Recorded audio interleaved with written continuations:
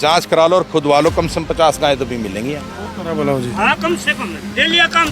जो खाड़ा वाले पहलवान थे और गांव के भी बालक थे, बुजुर्ग भी थे, उन पर भी इसने छेड़खानी का आरोप ला दिए। न बोली मेरे साथ छेड़खानी करी, अरे जी वो फिर मानी नहीं, मनाई भी नहीं मानी, न बोली मैं आगे कार्रवाई करूँगी। फिर कुछ दे लेकर नमेड़ा करना पड़ा उससे, गांव में पंचायत इकट्ठी हुई। थोड़ा मैं समझ गए होंगे भाई क्या कहना चाह रहे हैं। सरपंच का हमने दाब दिए कि हमारी जगह चटवा, हमारा एक ही हो तो आइडिया कार्ड तो अगारा घेर लिया उस नान के। जब आप अपना घर की या प्लॉट की संभाल खतरा कर दे तो आड़े किसी हालात दिखा करते आपने? बेकार हालात थे जी। चुगर दिन तो कैमरे लगा रही थी और भीतर बैठा करती दादी, उन्हें तो 2 नौकर छोड़ रखे थे और कुत्ती भी गाय की कोई संभाल नहीं थी। गाय का तो एक अड्डा था उनका, अड्डा था उस औरत का। कहती हो तो जड़ा कहता उड़ा कह दूं मैं, मन ने उसकी बात तो पकड़ ली थी वह नहीं बोली तेरे कैसी तो मैं घनी देखी दुनिया में। चलो भाई बहुत गंभीर आरोप लेकर कांड लग रहे हैं। आप ये देखो ना, अब ये खड्डे खोद के रख रखे, दिखाना एक बार ये देखो। अब ये खड्डे खोदे हुए सुनो, ये खड्डा एक इतना बड़ा वो रहा, इस पर तूड़ी पर नहीं चलानी थी आपने जेसीबी।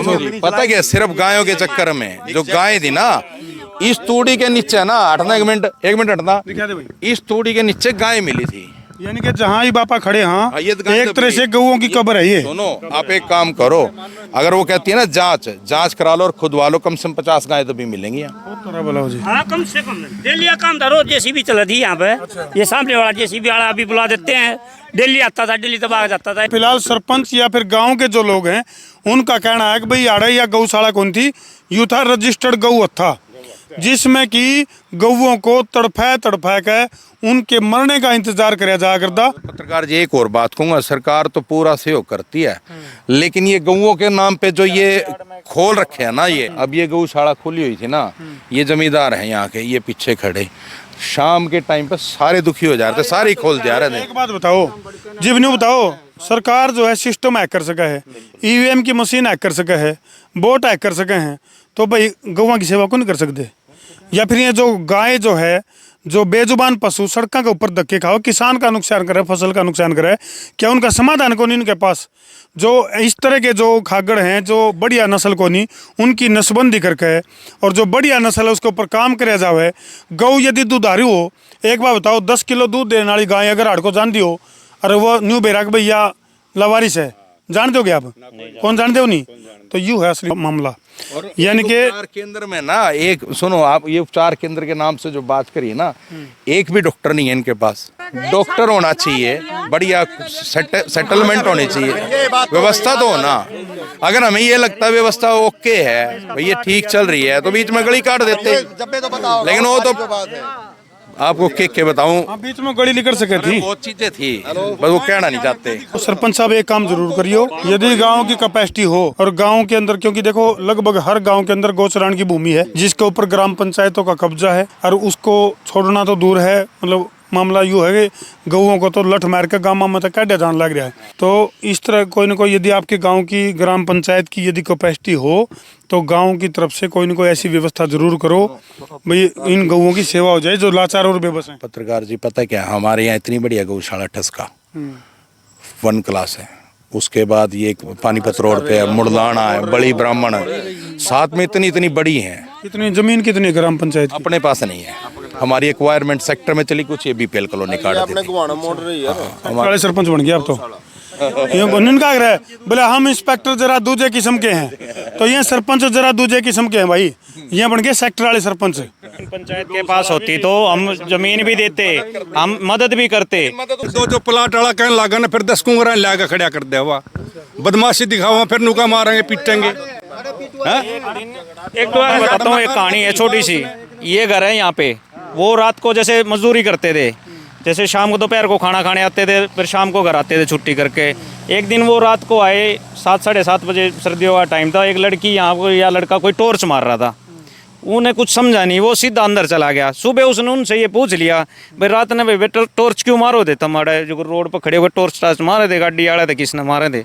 उन्हें सिर्फ ये सवाल कराया था, उसका गले में पड़ गए, हाथापाई कर दी और उल्टा उस पर ब्लेम लगाकर उससे भी कंप्लेंट कर दी थाने में।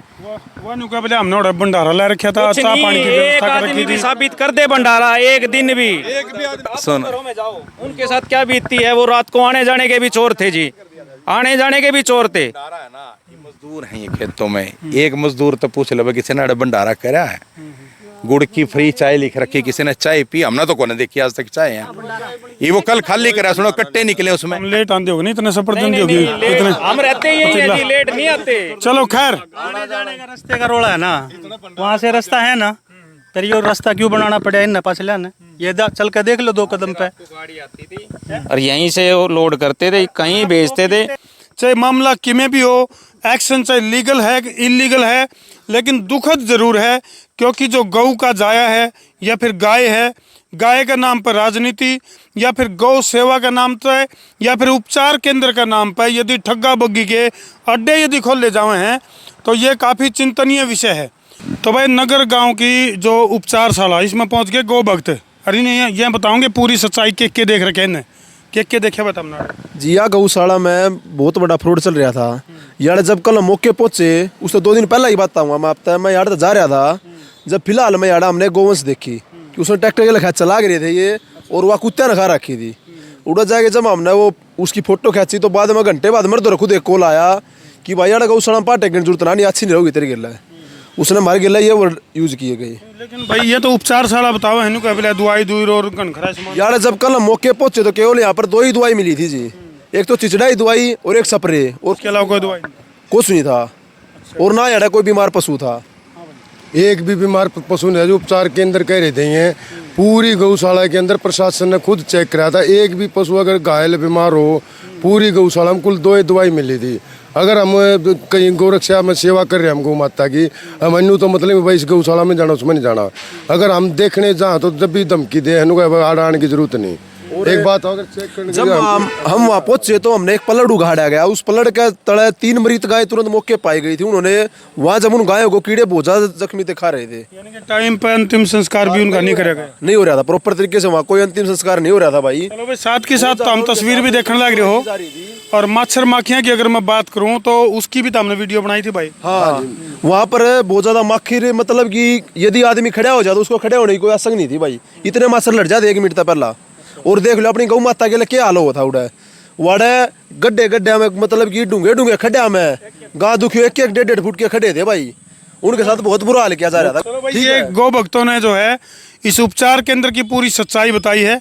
तो हमने क्या लगा है कमेंट सेक्शन में जरूर लिख दियो।